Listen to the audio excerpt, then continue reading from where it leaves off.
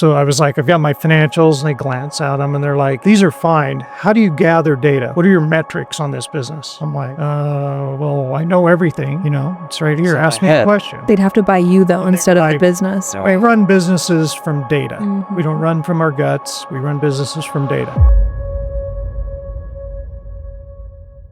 Welcome to the Attorneys on Accident podcast with your host, Joe Worth. And Ash Blackburn. We are here with an amazing guest today who's going to talk about how to scale. His name is Jim Bennett. He is the founder and partner of Now CFO. He recently sold that company in June of this year, correct? Yes, correct. And I said, Jim, we need the headline. We need to know how many billions. And he said, I can't say, it's confidential. It's simply too big of a number. But what we can say is that you grew this company over the last 20 years to 440 employees? Yeah, 440 full-time, yes. Okay, and you are in how many states?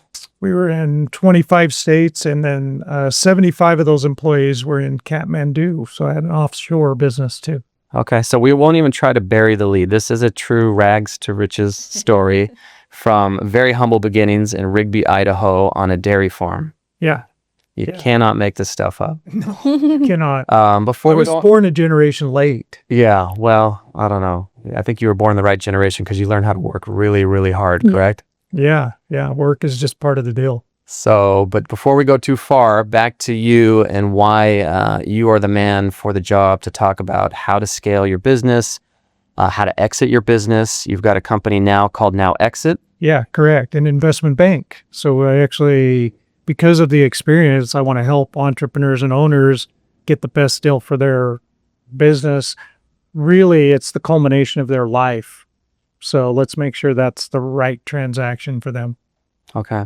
And also, because of Jim's unique background, he is positioned to talk about something he mentioned to me when we were at lunch, which was just how America is becoming more and more like Europe, in his opinion, in terms of the medium and kind of small to medium-sized businesses kind of being gobbled up. They're being consolidated in a rapid state. So small businesses like your local plumber, a few years from now, in my opinion, will be part of a big firm. And that's just the way we're headed.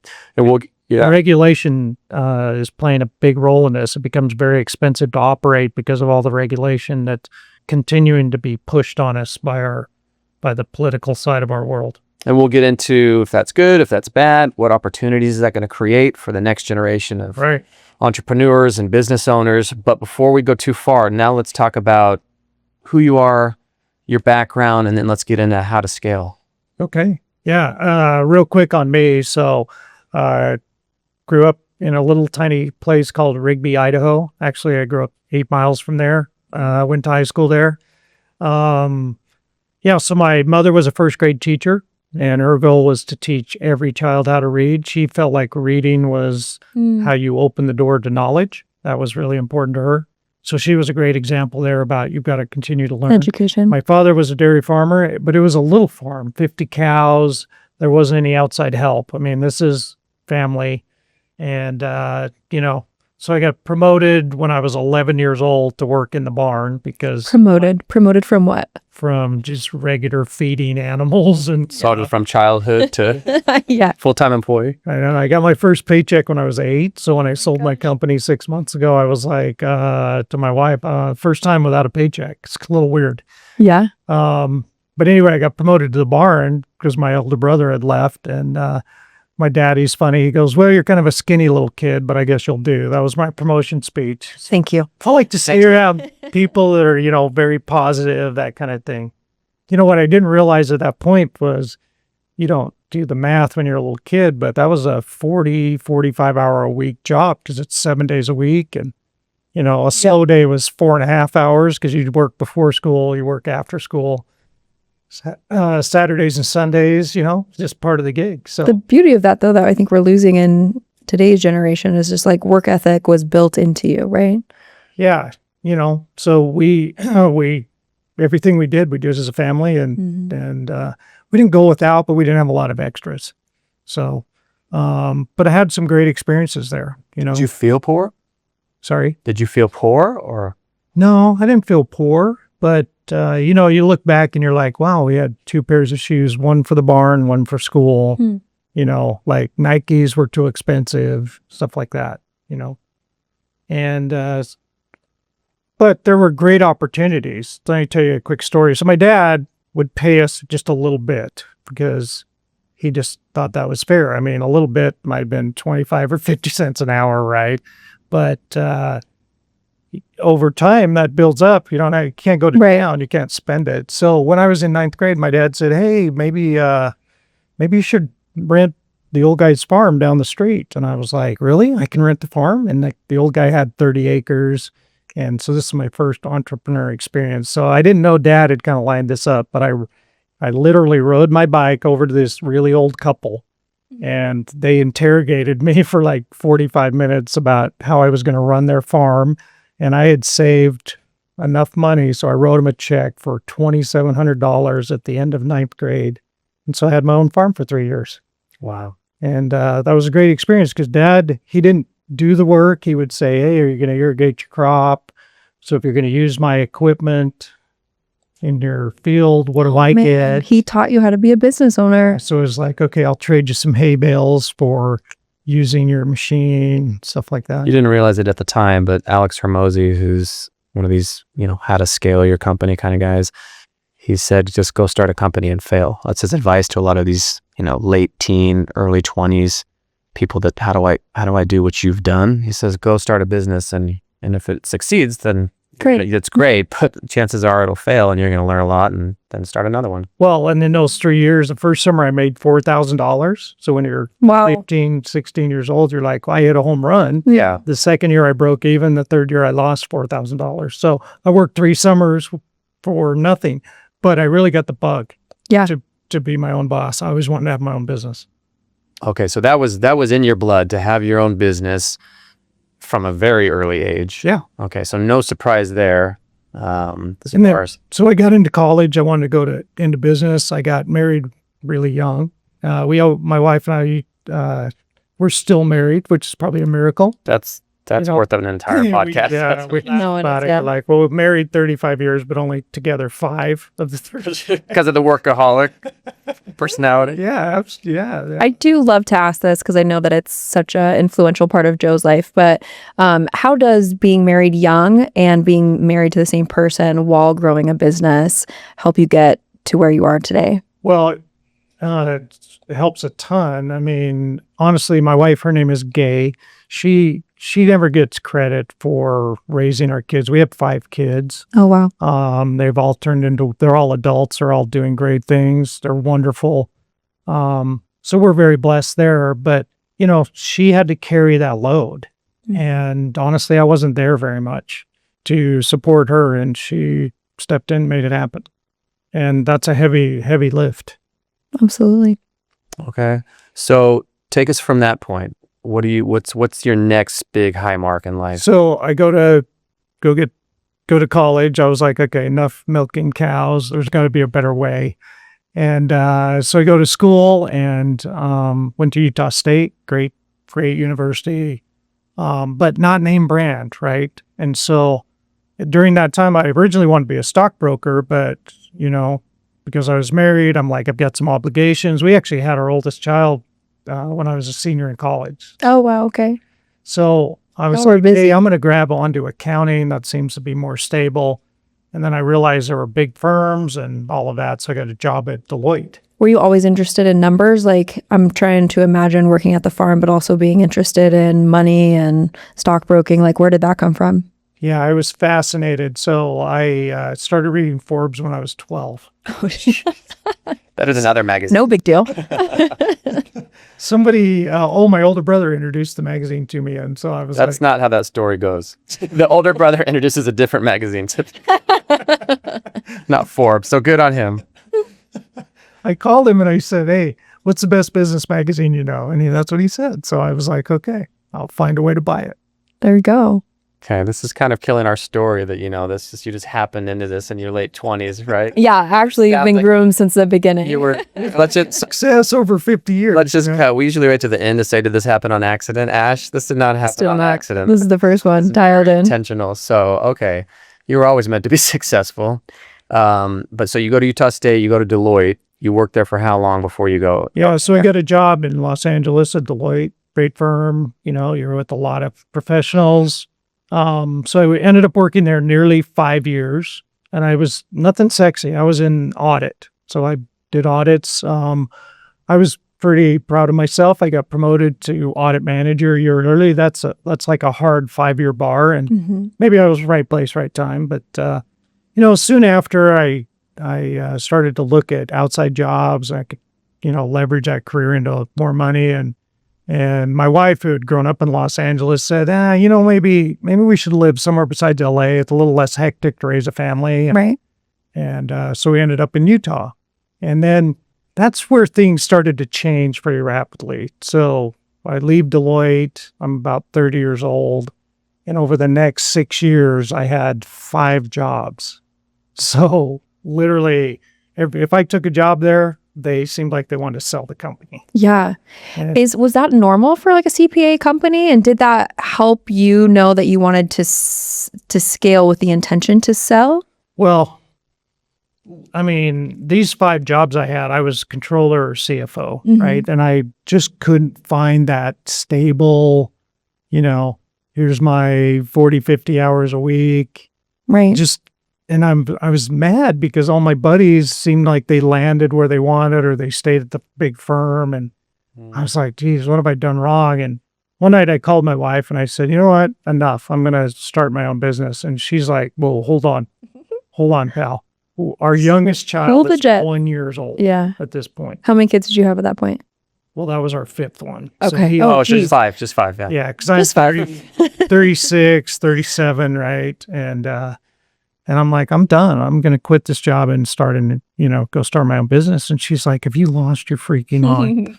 And I remember she was at the end of the hall in our little house and she points her finger at me and she's like, you better not mess this up. I'm leaving out the... Yeah, thank you. My kids need to be able to listen to this. And, fear's a good motivator. But that conversation slowed me down for about 6 months. But I ended up going in, sitting down with the owner and saying, I'm not here to mess you up. I'll take care of your stuff. I'm going to go do this. And what were you doing in those 6 or 7 months? You said it slowed you down. Were you thinking about priorities? Like what was going through your mind? yeah, so I went out. I started to put a business together. Like, what would an engagement letter, what would an engagement contract look like? Okay, how do I write one? I don't have money for an attorney. Gay and I started this business with $12,000. What year? 2005. Yeah, so summer of 2005. So I've got a mortgage, 5 little kids, essentially nothing in savings, $12,000. A gym membership you don't use. Right. Yeah. You got expenses. Yeah, I remember I bought a computer and I bought the biggest, coolest laptop I could get, the most robust. Yeah. And it was $3,000. Wow. And I didn't tell her. And she was like, where did this money go? Right. And anyway, that was the early days. You're still married? Yeah. Still married. Yeah. So I rounded up 5 clients in that summer and I had 5 engagement letters signed. And so I would go into the owner and I was like, okay, I'm going to go start this business. And he's like, oh, such a pain in my butt. And he got up and he walked out of his office. He didn't accept my resignation. So He refused. he lived in Scottsdale and he's like, I got to catch a plane. So he left. So I'm sitting there and I'm like, well, I'll keep doing his stuff. So he comes back in about 3 weeks, right? So he's like, hey, come here. And so during those 3 weeks, I'll tell you what, it was crazy. So I had one client that I started to work and it was supposed to be 8 hours a week. And by the end, about 10 days in, he comes in, he puts his arm around me and he goes, this is a train wreck, isn't it? And I said, yeah, your books, your accounting. He was a restaurateur. He had 6 or 8 restaurants. I said, yeah, dude, this is tough. You don't have, And he said, tell you what, just work as much as you need and get me caught up, get this cleaned up. And so that's a huge break, right? The other 4 disappeared on me. These are people I knew. They wouldn't call me back. They ghosted me. So, did you have any experience in sales at that point in time? No, I'm an accountant. Yeah. So selling, and we'll have to talk more about that. That was frightening. Yeah. So anyway, Chris was his name. He came back and he goes, hey, I was in his office doing my thing, right? Told him what, Because he had refused to let you go. I wouldn't screw him over. And he goes, hey, come here. So he sat me down. He goes, I can tell you what, let's make a deal. He's like, you want to start your business? Go ahead. He's like, I'll pay you same salary, no benefits, and you can come and go as you want. And that was the biggest break of my life. Yeah. That gave you stability, right? Yeah, because so I go to Gay and I said, hey, if you can live on my old salary, I know it's not awesome, but if you can survive on that, then I'll figure out a way to get health insurance. And she's like, hallelujah. And you know what's crazy? I did that job for 10 years. Oh. I kept them as a client for 10 years. Really? Yeah. Now I brought in help from my company and pretty soon I was, Yeah. But it's Yeah, important, right? The hour person that gave you the break. end, Yeah. But anyway, that was a huge break. Yeah. So take us fast forward to the inception. I want our listeners to understand that moment when you realize there's an opportunity here, because I've asked you point blank, are you the founding father of this concept of fractional CFO services? And I'm pretty sure you said yes. Well, I don't want to take credit for that. There were others that were ahead of me. And one of the companies I was at as a job after Deloitte, I helped raise money. And so I got a glimpse of companies that would to raise money and different things where they would bring in a CFO. And there were a couple of people, one guy in particular in Salt Lake that did a great job, built a great business. I would call him probably more the pioneer than me. But I mean, you saw an opportunity. Yeah, I saw an opportunity. And over time, what I did differently than almost all my competitors is I expanded geographically. Most of them just stayed local. Okay. And that brings us right to what I want to really jump into, which is how you did that, how you scaled. Did you even know what scaling was back then? I believed that if I could do it in Salt Lake and Utah, Salt Lake is a really robust, great city, a lot of up and comers, but there's no Fortune 500 there. So gigantic companies don't really exist in Salt Lake City. And so I thought that if my theory would work, that if people would buy services in Utah, that it would scale and work in other places. Because I'd lived in Los Angeles and it seemed like money moved around a little easier in LA than Salt Lake. People were less frugal, outside of Utah, that kind of thing. And so that was the theory, right? And you mentioned you have a mom who's a teacher who instilled in you this concept of, in the world, there are learners and there are non-learners, and we need to be learning every day, right? Yes. And you were reading all the time? Yeah. So I really got to give that to my mother. When I got the first Forbes, she was like, yeah, you should read that. She's like, I don't understand it, but read it. Tell me what you learn. Right. Yeah. But it's been really important to me and it's more important today even than 20 years ago, because the world is changing faster. I mean, I don't want to use worn out phrases, but artificial intelligence, AI, is going to push the envelope with a lot of white collar jobs. None of us know what that means yet, right? Really, but you've got to stay on top of this stuff. And I would tell you, look, don't get overwhelmed. Find ways to do 15, 20, 30 minutes a day. Right. I'll tell you what I do to stay abreast of things. Like I watch Bloomberg TV at night. How long? For 15 minutes. So I see what the markets have done. So I don't look at the markets during the day, any of that. I like to hit the headlines because the most important headlines still show up at night. Sure. Yep. And it's a little jumbled to look at that screen, but you get used to it. And then on the weekends, there's some business, Barron's does a nice 30-minute show. And, think about it. Most of us like to work out for a minute. You can watch these things at the same time. now. Yeah. Different things like that. You can grab them in your car and listen while you drive.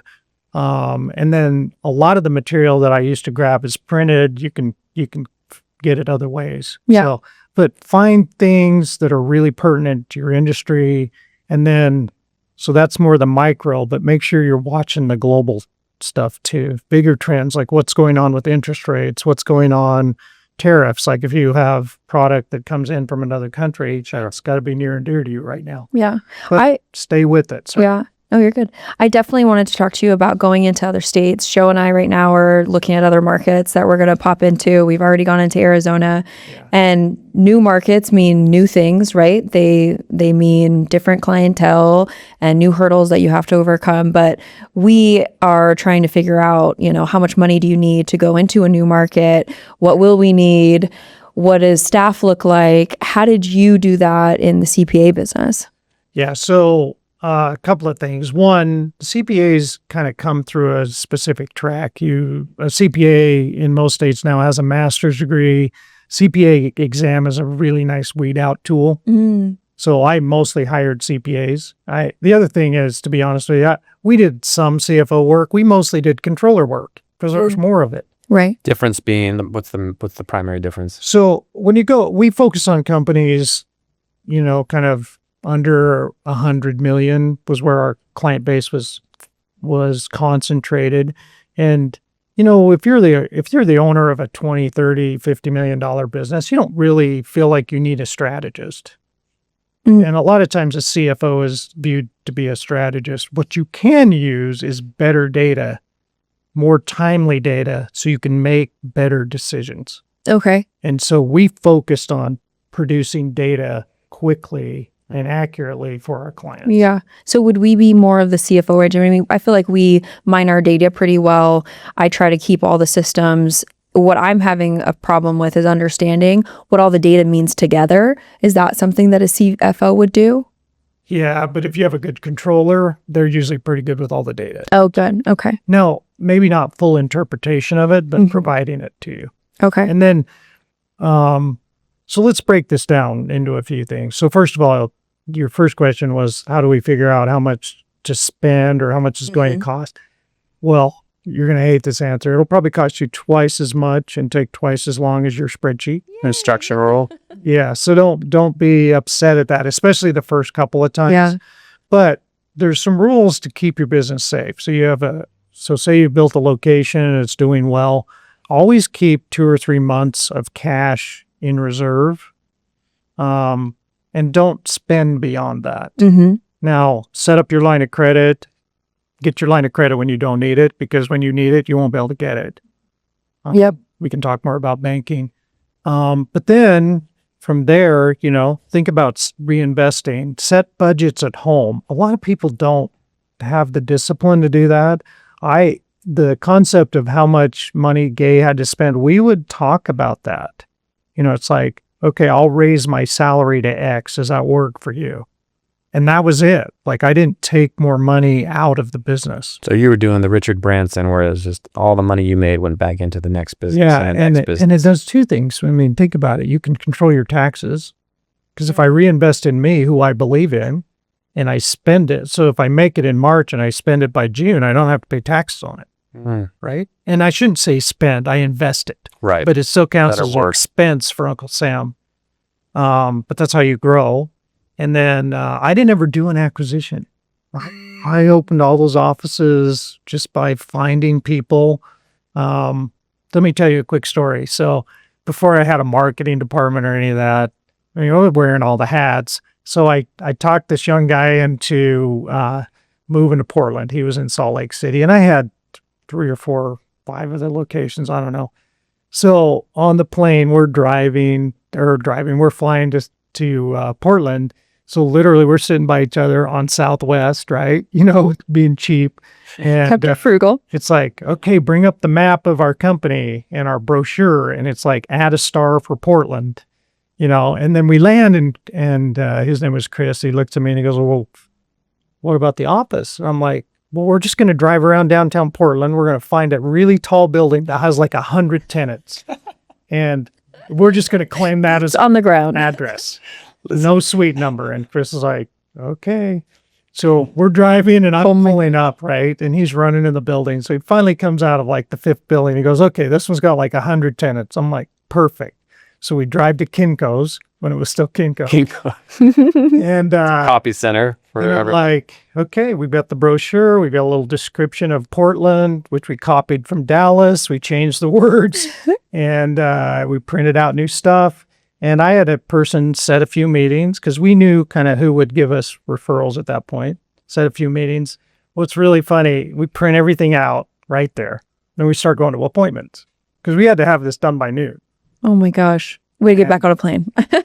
And so we go in and we're meeting with the CPA firm because we cleaned up a lot of accounting messes, and CPAs sometimes don't want to do that work or they don't have time. And this firm said, wow, you guys are right around the corner from us. How come we've never met you? And You're we're like, like, yep. we don't know which corner you're talking about, but But yes, we are. We're in our offices all day long, no coffee, no nothing. anyway, but that was, I mean, it sounds crazy, right? But that's Yeah. kind of how I opened every office. Well, and that's all the advice I hear out there in the business world is just start, right? Just start. And Ash and I deal with this with well, before we go into another market, we've got to get Phoenix perfect, because some advice is like, no, you got to get everything worked out. Like, how do you find that balance of like, when is it like just start and well, make sure you've got your ducks lined up in a row? Well, you've got to get probably some local people. And as you do that, you've got to you give them a runway, but that runway ends. And if they're not succeeding, you've got to make changes. I was pretty relentless. I would not stop. Like, I wouldn't leave a city after I was there. I would trade out people until I found the right person. Okay, so you wouldn't give up if the first 2, 3, 4 managers or whatever didn't work out. Yeah. How do you find the right people? Well, over time, I mean, you're kind of replicating yourself, right? So you're looking for someone that can do the things that you believe are successful. So take a few minutes tonight, if you haven't done this, and type up an outline of like a page or two of qualities you need. There's some really cool books out there that also help you hire. What are they? There's a book. It's called I call it the Who book. It's just spelled WHO. And they talk about how to hire A players, and that they go into a lot of detail. Okay. And then there's other books out there that talk about how to build your culture through hiring. So Any that you'd recommend? yeah, so there's a book, if it's okay if I grab my phone here, it's called Built on Values by Ann Rhodes. And it talks about building your culture and a lot about hiring. So it's not just about hiring. The Who book is really about how to bring in the best people. But combinations of things really worked well for me. So far in this short time that we've talked, I've gotten a sense that clearly you weren't afraid of hard work. Growing up on the farm, that didn't scare you. You have a mom that taught you about constantly learning and reading, and it sounds like you knew that you could get the answers out there in the books, but then you would come out, you could read it though and then apply it. Yeah, so maybe it's just who I am, but on the farm, you couldn't really spend a lot of money on a repairman, so you kind of had to figure it out yourself. And so I come from that kind of an upbringing. It's like, well, figure it out. Read a book. And so Right. I tended to read books and find the nuggets in them. I mean, there's a lot of great material, but I would find things that applied directly to me and say, okay, I can do that. Now let me adapt that exactly to my business. And so a lot of people are like, I don't have the money for this or that. Honestly, It's an excuse. I feel like you can find a way. Now, those are some late nights, and when you're driving, you don't waste a moment. You're listening to a book, and then you're pulling off and writing a note. And That's the stuff people don't see. It's what you do in private, you'll be rewarded for in public, right? I mean, that's the stuff people aren't seeing. That's talked about Ash, when she became our office manager, she had to learn QuickBooks, and I'd be leaving at 6:00 and she'd be lone employee in the office in the dark trying Googling to what is QuickBooks. what does QuickBooks even mean? And Yeah.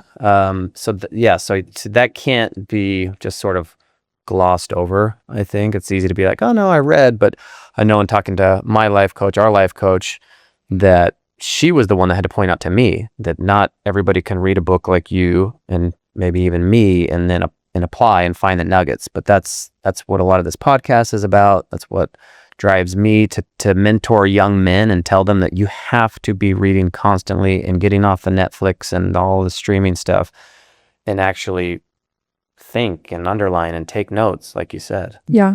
And what I love is that it sounds like you've infused education into your business. You said that training creates culture rather than, Totally does. lunches. How did you come to that conclusion? Well, I'm glad you asked that. So the first 5 years, I just chalked that up to trying to figure crap out. So I didn't grow, I grew some, but not that much. And then I got some wind in my sail and things started to come together, but I was the guy.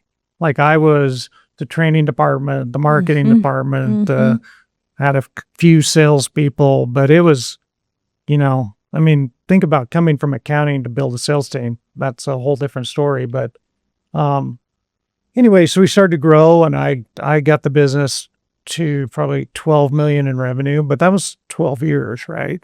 And I had a really big wake up moment. So I was pissed off one night and I was like, you know what, screw this. A couple of employees had crossed me about things and I was like, I'm right. Wasn't willing to listen. I was letting my ego get in the way. Mm-hmm. And I always used to tell myself, I don't have an ego. Well, we all have something. Absolutely. Right? So I get this phone call out of the blue that week, and it was this investment banking group, and they said, hey, we're having this event in Charlotte. Remember, I'm in Salt Lake City, and it's kind of like speed dating with private equity. And That's a thing? And I didn't know about it, but it was really interesting. So they said, hey, if you're willing to put your company up for sale, then you can come to this event. And they said, we've got a few qualifiers. They asked me a question. They're like, okay, we think you're big enough. So this is an interesting space. And I didn't tell my wife why I flew to Charlotte. I didn't tell my COO. Because you were embarrassed? Well, I wanted to keep it secret, maybe. You were exploring your options. And I didn't want to admit that I was burned out. I'd been working way too much.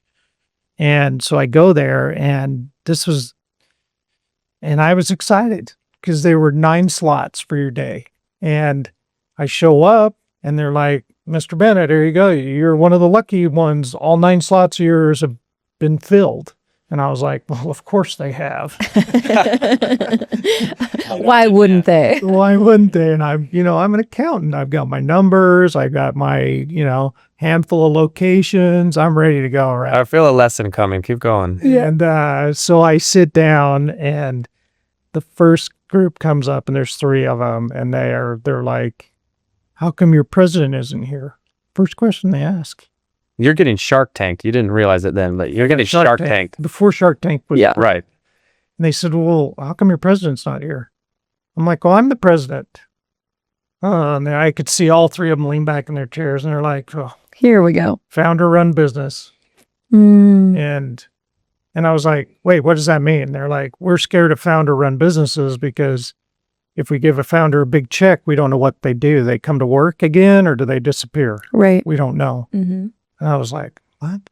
And then, so I was like, I've got my financials, and they glance at them and they're like, these are fine. How do you gather data? What are your metrics on this business?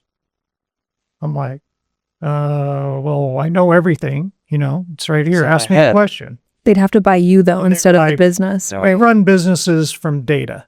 Mm-hmm. We don't run from our guts. We run businesses from data. How do you gather data from your Dallas office? And I'm like, well, once a month. Okay, time out. Once a month? Date's not going well. It's not going well. So they just keep drilling down. Where's your training program?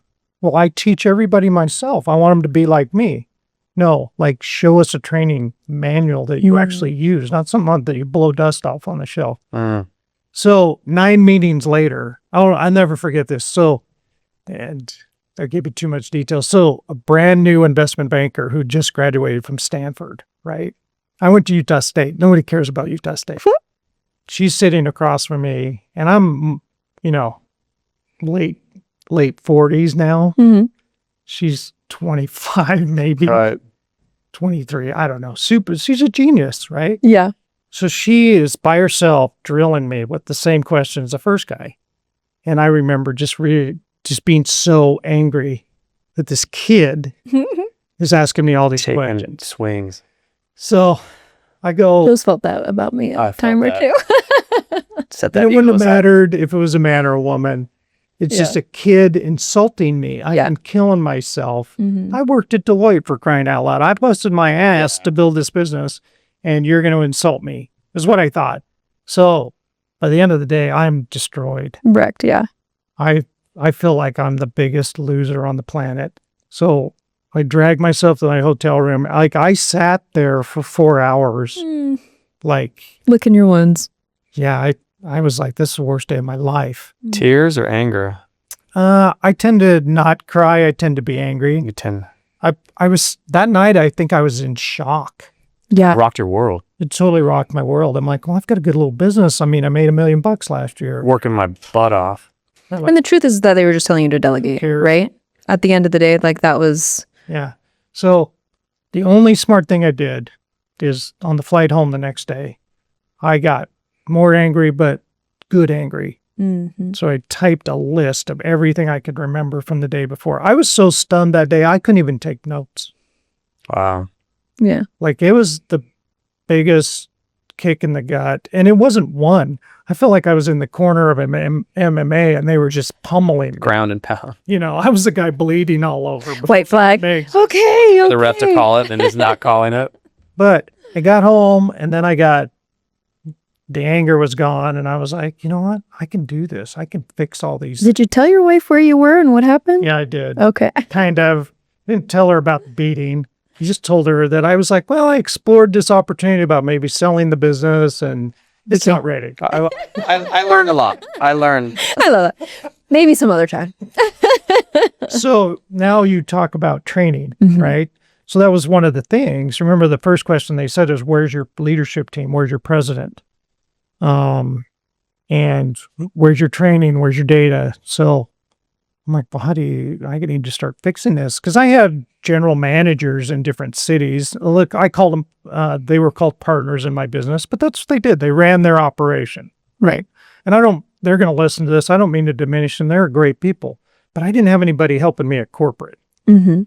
And I was kind of trapped because I could only fly so many cities a week and train one-on-one.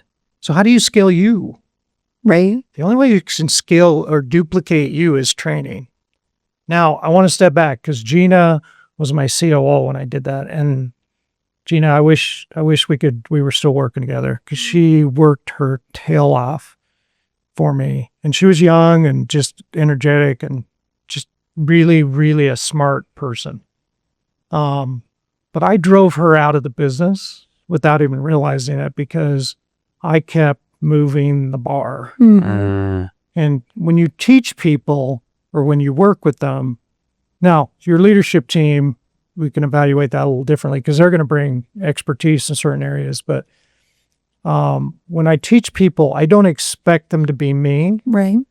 Because I'm the owner.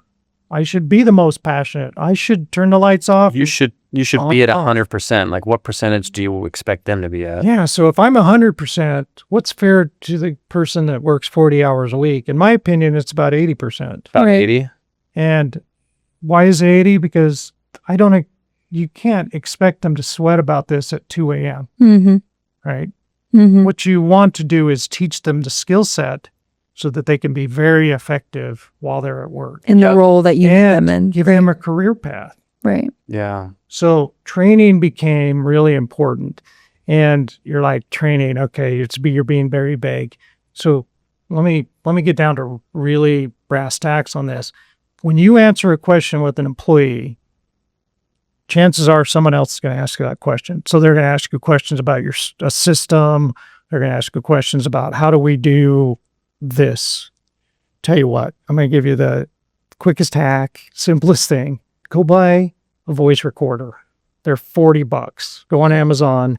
They have a little USB port that comes out. You can pull the file right off.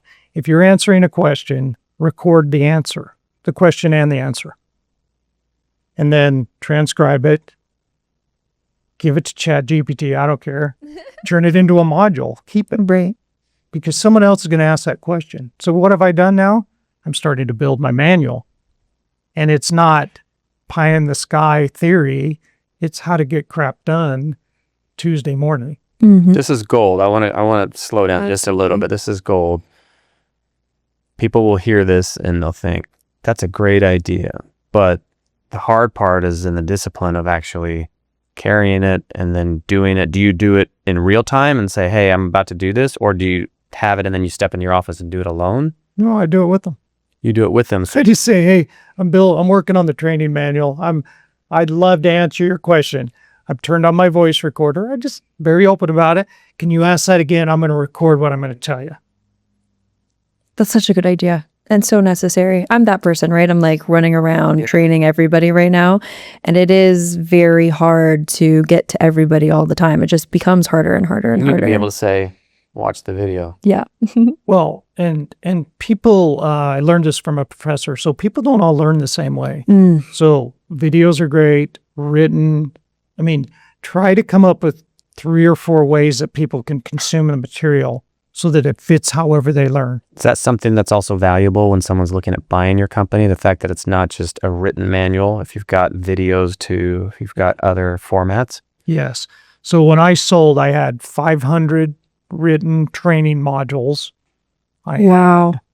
Which equated to, I don't know, 15 or 1,800, 8.5 by 11 typed pages. So every system we used, it was like, okay, the first 40 pages of the manual is how we use this system, like a CRM, customer relationship manager, a sales system. Here's how we do it.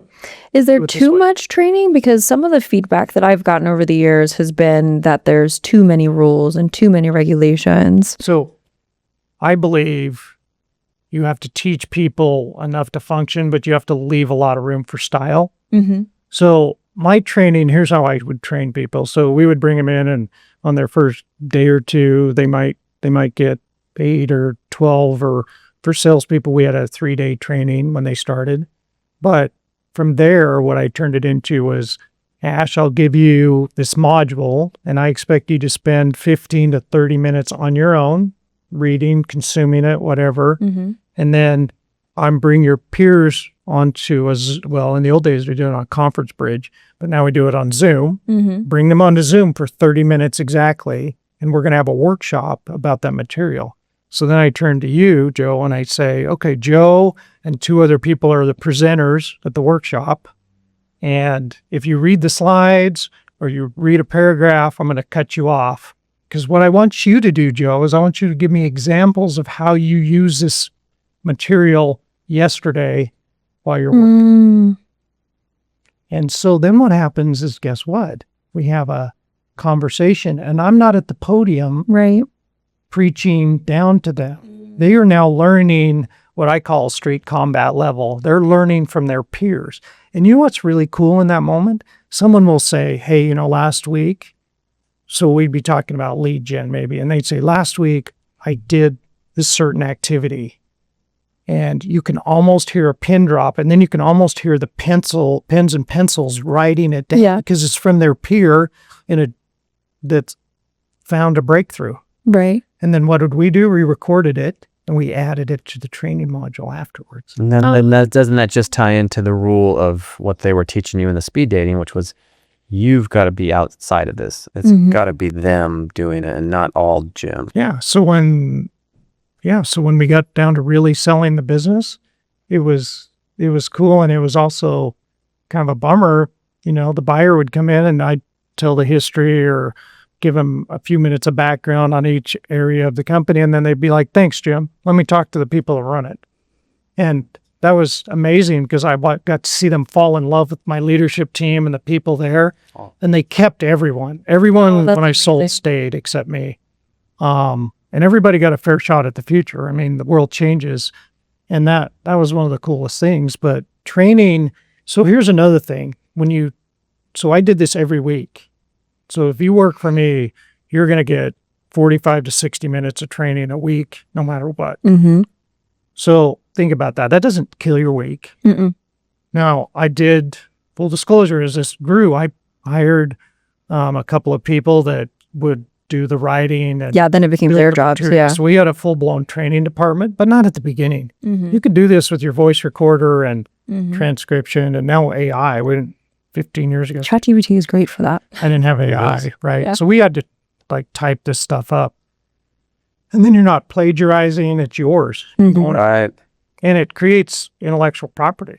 Think about that. Yeah. Because you have a secret sauce. If you're successful as a business owner, entrepreneur, there's something magic you There do. is. I don't care if you do what 2 million other people do. Look, there's 2 million CPAs. They could have all gone and Yeah, done. there's some minor ingredient that's a little bit more or less that makes it your Yeah. secret sauce. Yeah. The other CPAs could have gone and done what I did, and a few did. I was the third largest Sure. when I sold for outsourced accounting. That was super cool. But several It's million out other there, yeah. people could have done it. I just did it just a smidge different. I have to get into the sales conversation because it kind of bleeds into what we're talking about. Joe is a unicorn in sales, right? I've never met anybody who people just want to do things for him. And so he's really developed, finding clients and referral sources for us because he makes friends, right? But he doesn't have a number two yet. And so we're working on making sure that it's not just him doing sales. What is the education specifically to sales that you especially had to learn as a CPA kind of coming into that space? So this was the one area that I actually had to bring in an expert. Mm-hmm. So I would tell you as an entrepreneur, cobble together some cash if you don't know how to do something and go hire someone that does. Right. And I brought in a guy who came from the insurance world, and he showed me how they track salespeople using a points system. See, I was trying to track salespeople like I tracked accountants by the hour. Right. You don't manage salespeople that way. Mm-hmm. I didn't know that. You're like, what are you, an idiot? Yeah, I was. Guilty. But, when he showed me that, it's been magic because it's like, hey, I need you to I'll help you define what I want you to do. I'll assign a point value to those activities. And then I want you to give me a score at the end of the week. And then I tied it to 100 points a week Mm-hmm. so that it's like a grade. You got a 90 or better, you got an A. You got 50. Right. But think about that. Now I know how to go coach, or I can go coach because I've got a red flag, or maybe, and if it goes totally the wrong way, then you know that it's not a fit for either of you. And it's time to Right. say, you know what, love you, man, but may not be a good fit. Right. Just data analysis. I think that's so important. Like even in what we do, it's different to work the law and be able to do all the administrative parts of this. Sales is an entirely different personality, right? Like I love being behind a computer. I love the data. I love mining all of that information. And I have for you. there's Jim hope. can help. Join his group. It's so funny. Oh. But we are 10, 11 steps through. They just keep cycling. They just- back to the beginning, Jim. Back to the beginning. No, but have you found that like salespeople are just a different breed from the CPAs? Yeah, they're totally different. And but people across your organization, as you grow, you need people. So let me take a half step back. You're wearing all the hats when you're little, and that's okay. Mm-hmm. And you do the best you can. But I can guarantee you there are people that are experts, like in sales. Mm-hmm. If you didn't come from a sales background, if you came from a technical background, Right. or I don't know, whatever your background is, but not sales, there are other people that can do it. Well, Joe's my expert, but I think he has a hard time delegating the task. I think it's hard to, I think, I feel like on the one hand, I can't relate to you when you're talking about selling your company for oodles of money and it being hard, but it's your baby. But then at the same time, I'm a hypocrite because I think it's hard for me to trust that somebody can, talk to this person a certain way and talk to that person a certain way and say the same message without it coming off as disingenuous, but understanding like you've got to read the room. You can teach that. So Recorder? if $20? well, and we even did things like record sales meetings. Now we kept everything confidential about the client or the prospect, but we would extract like, well, why did that phrase work and this phrase did not? Really? So we got really down into the weeds on that stuff, and we would teach it and discuss it. Okay, I need to tap into that hard work farming mentality and just do it though. Actually, just So, I mean, when I sold, I had 40 full-time salespeople selling wow. between 9 and 10 accounting engagements a day. Really? And that's just how we're a project business. So when the buyer came in there, like, do you have subscriptions? Nope. Come over here. Let me show you the sales engine. Yeah. And they were like, sales engine? And it's like, here's the data for years. Yeah. So And the thing is that scaling creates stability, right? I know that when you were first starting, you had lost one of your clients. Can you talk about that? So frightening. One night, How many did you have at that time? So I think we had 4. five or 6 clients at that time, and it was me and one other person. That was about 8 months in, and I had this client, this guy that I knew. He called me, and actually, I got that, Joe. You'll laugh at this. He called me on the Wednesday before Thanksgiving, and he said, I have got a serious problem, and I've got a deadline on Monday. Oh, geez. So I went down there like at noon. We worked till like 11 o'clock Wednesday. I went back on Thanksgiving Day, and we worked nonstop till Sunday to hit his deadline on Monday. Anyway, so he's like, come and help. And I brought in another person to help, and we were cranking along. It's March or April, and she is almost full time in there because they were growing so fast. Right. And Brian was his name, good friend of mine still. He called one night and he said, like a Tuesday night, and it's like 8:30 night. I pick him up. Hey, Brian, how's it going? He was like, well, and I could tell something was wrong. And he's like, you guys can't come back tomorrow. And I was like, what did we do? And he's like, the CEO found the name of your company on a vendor list and was shocked at how much we'd spent with you, and you can't come back. 40% of my revenue disappeared on a Tuesday night. What was the lesson that you learned? Kirsten, that works for me, is single mom with 2 kids, and I am scared to death that how am I going to pay her and, feed my family? And I mean, so look, you've got to really be obsessed with sales, be obsessed with having a bigger client base to create stability and smooth out your revenue. However you do that. Right. And one other thing that I really love about the podcast that I've heard you do before, and just talking to you before this podcast, is how much you care about the people that work for you and creating careers for them and longevity. Yeah. Where does that come from? Why is that so important to you? Well, other than just being an amazing human being. That's a gift. Well, it probably comes from a dark place, to be honest with you. I wasn't good at finding a mentor. I wasn't good at, Deloitte had formal mentor programs. I just meant somebody you didn't really know took you to lunch. No offense, Deloitte, out there, wherever you're at. They were trying really hard, but it just wasn't effective. Mm-hmm. And I just didn't feel like I got a lot of breaks. And so part of what I want to do, and part of the reason I care so much about training, whether they stay working for me or not, is I want them to have a better career. Yeah. And a better life. And if you can come into work saying, I want to help others grow, and then I want to take all of us together, united, go help our clients with whatever success means to them or whatever service or product we provide, you can drive home at night feeling pretty good about it. And if you do all that, usually there's a couple bucks left over to make it worth doing, Mm-hmm. And I don't know, maybe you want to be a billionaire. I don't know, but it was kind of cool to shift over from paying the bills at home to, I can maybe have a little tiny bit of difference here in the world. And do you feel like so much of what I read and have learned, and Ash, jump in on this, it's like in your 20s and 30s, do you think you can come to that realization earlier that, inevitably you kind of come into in your 40s and 50s, which, okay, now I got to shift into meaning and purpose. They talk about the second mountain, and, once you kind of go through your career phase, the next phase is like, how do I give back? How do I mentor? Do you feel like you can shorten that? And is there something you could do or tell younger people, like, hey, you don't have to wait till you're in your 40s or 50s to feel this natural draw and take people along with you?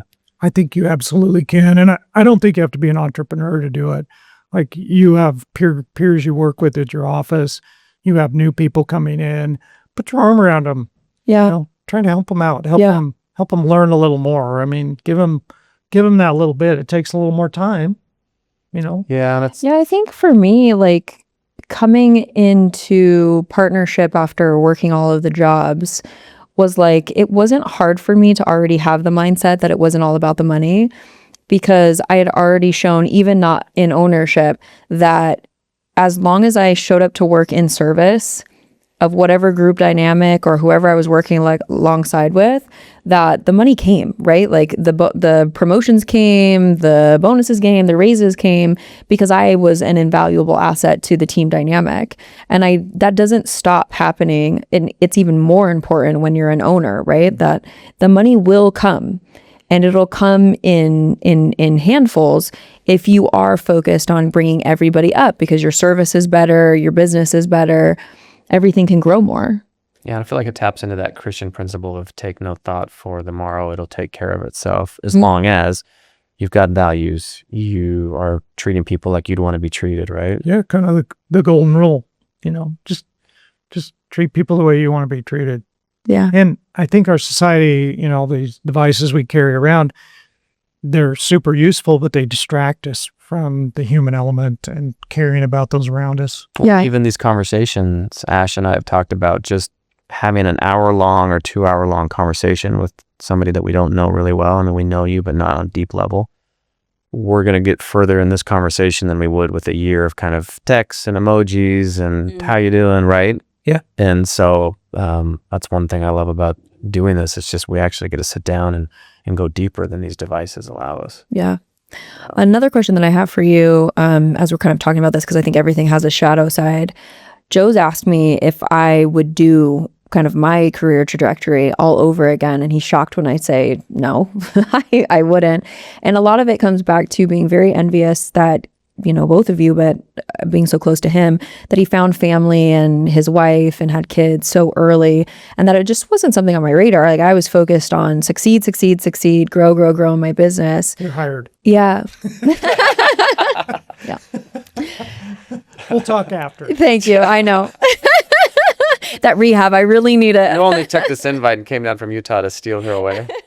Smart. I might be it. Easiest way to get to talk to a CEO. Smart. If they have someone that helps them, Yeah. just say, hey, I hear you're great. I'll offer you a job. It works. It works. But, at your age and having sold the business, and being as successful. Hey, it's not that old. Not that old. We're going to talk about your second mountain coming up here, but would you do anything different? Probably not. Really? Well, yes. No, yeah, go ahead. Yeah. So I'm gonna backpedal on that. So one thing, yes, I would hire a leadership team much sooner. So everything you do, there comes at a price. And if you had followed me around for many of the years as I grew now CFO, you'd have said, you need to invest a little more at home.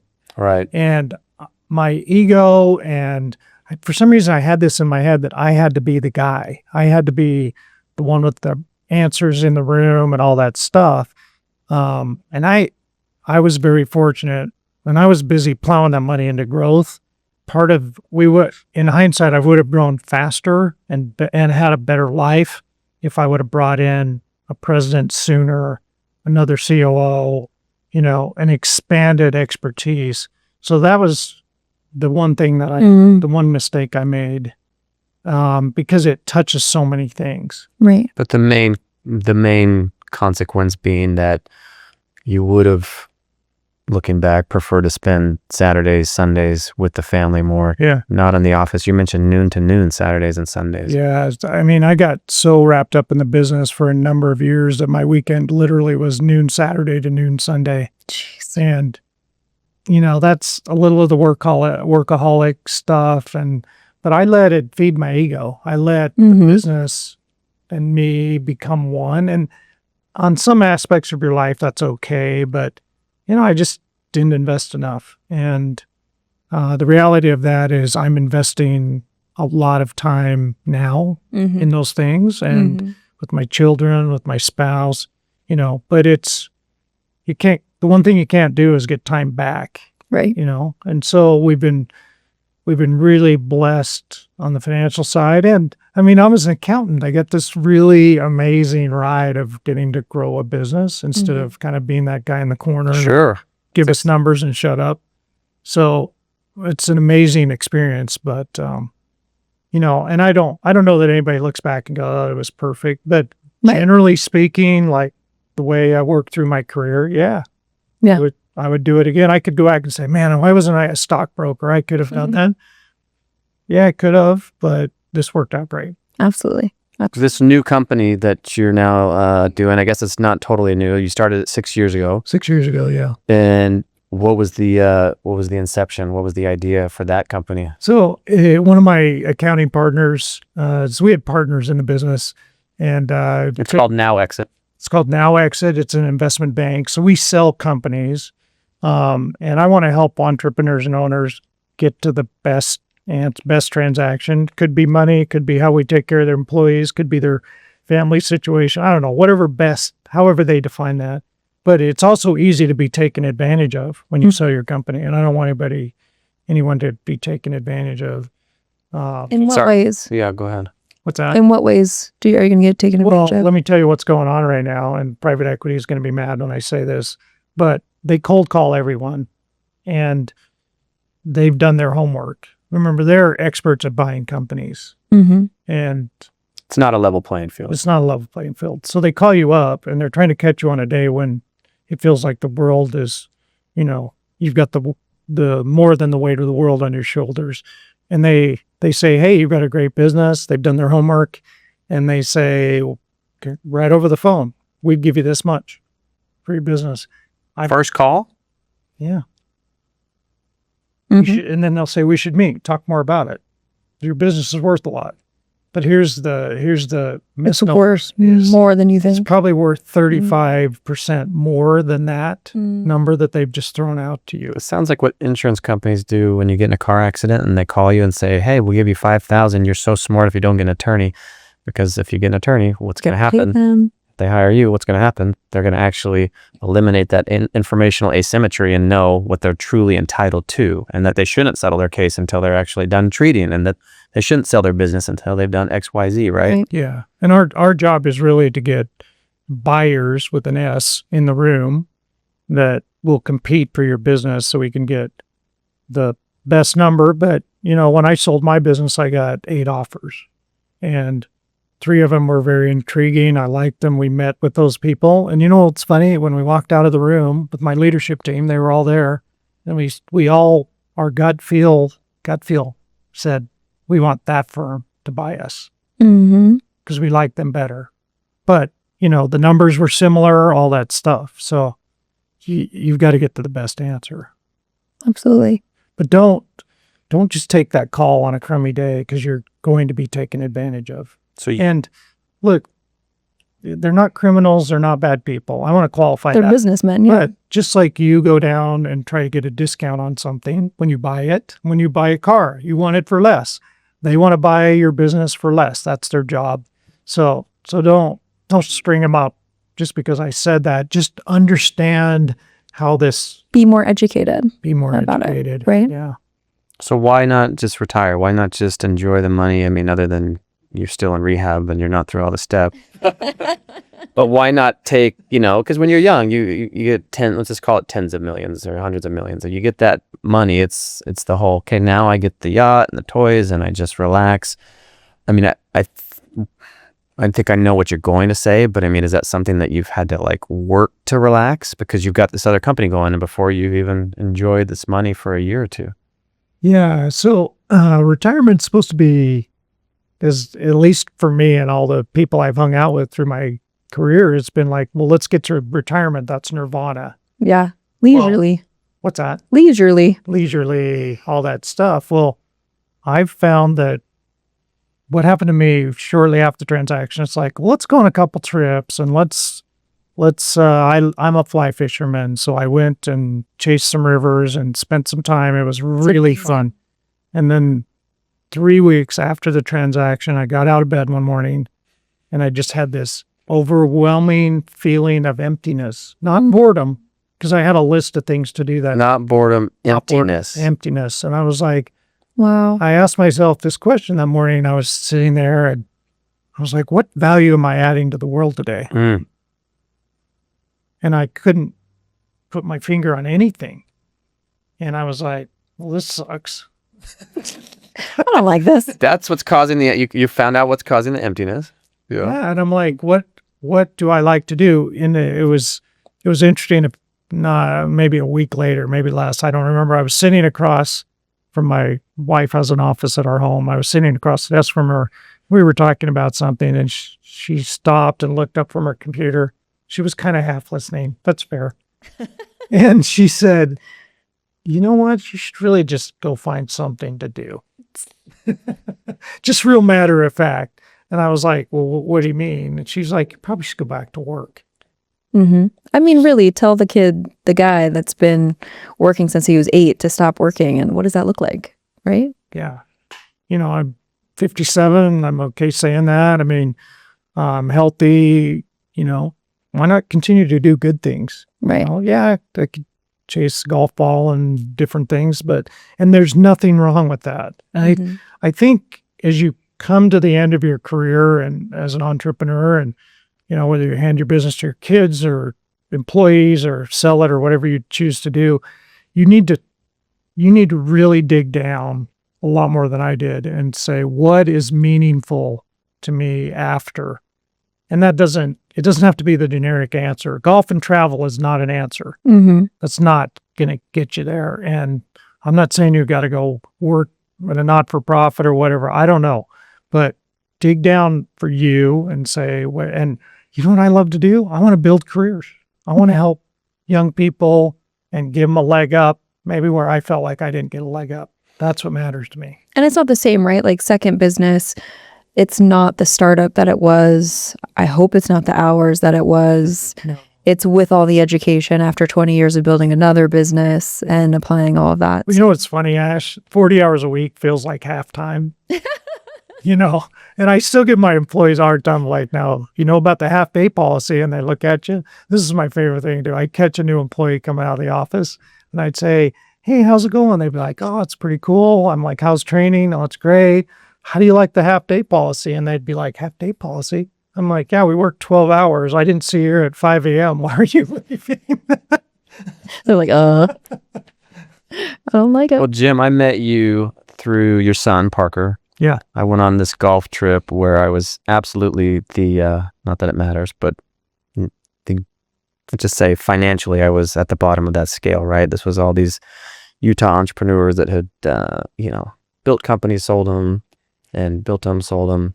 So I was there and learning about tech and startups, and I got to know your son. And long story short, he said, hey, let's go to lunch when you're in Utah, and I'd love for you to meet my dad. And I was like, cool. I like you. Your dad's got to be cool. And we went to lunch, and I'm an attorney, so I'm cynical and skeptical. And I'm always, when people just say, hey, like, can I help you? And how can I help you? And I've just met you. I was just like, what's your angle, right? And I asked your son later, I said, what do you What's mean his he just deal? wants to help me? I came back and told Ash, I said, hey, I did this lunch, and he just said if we ever expand to the Salt Lake, Utah market, he'd love to help. And she's like, how? And I'm like, I don't know, but I think he I meant think it. he's serious. I think this guy, even though he's just sitting on,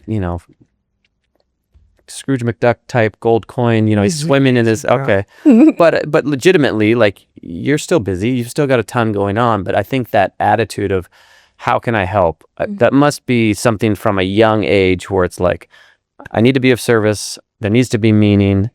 Those buckets aren't filled, then what's the point in living, right? And I think that's really what I've learned from you in the short time that I've spent with you and even talking today is just, how can you help your employees succeed? How can you build people around you? How can you lift them up? I've learned that from Ash, certainly, that if you're just focused on the numbers, if you're just selling, focused on how many X and the selling your company, people sense that and they feel that. And I don't think you attract good people, right? Don't you agree? Like, you're attracting now the wrong kind of people and they'll take advantage of you. So whether you knew it or not, I just want to say kudos on doing it the right way, which was, I'm going to lift and serve. And thank you for coming on and sharing all this wisdom with us. Ash does have a final question for you, but thank you for your time. We Yeah, asked- happy to be here. Yeah. So we ask everybody this. We're called attorneys on accident because we feel like we've gotten where we are on accident. So do you feel like you've gotten where you are on accident? Was it purposeful? You know, if the 20-year-old Jim was sitting here, I don't think he could have described what's happened. Does that make sense? Yep. But I'm also a big believer in that you create your own luck. And, people be like, oh, right time, right place. Well, if you aren't standing up trying to get there, then there's no right time, right place. That's a good way to put it. It passed you by. And so I don't know if that's a good answer. It is. Yeah, I'm really honored and pleased with how life and my career has gone. And I want to say something about what you were just saying, Joe. I believe, and whether you're religious or not, but I believe the good Lord put us here for a reason, and that we're stewards. None of us are going to live forever. So when you realize that it's a little bit temporary, not like 5 minutes, but it's a little temporary, how can you be a good steward of what you're given? We're all given different abilities. We're all given different opportunities, all of that. But if you come at it with, I'm going to be the best I can at this is a great way to talk to your kids too. I'm going to be the best at whatever I'm going to do, and that I have a stewardship. Amen. And when you approach life like that, then you stop worrying so much about you and being selfish. Not to say that I haven't been selfish plenty, but then you start to say, hey, how can I lift those around me? And that is a much more meaningful life. And we get dragged into the weeds and details every day of things, but pull yourself out of that and think about how can I be a good steward and lift those around me. And I think you'll be happier. I think you'll feel honored to do things maybe that aren't that cool just because it's part of it. And one last thing I'll say is, look, I'm kind of a regular guy. You can do this. So if you're an entrepreneur out there feeling kind of beat up today, it's okay. You know what? You'll make it, and just take another step and it'll be okay. It will. Not going to be easy, but you can do it. Jim Bennett, thank you for your wisdom. Thank you for your time. And thank you for sharing your story on Attorneys on Accident. Thanks. Thank you so much. Appreciate being here.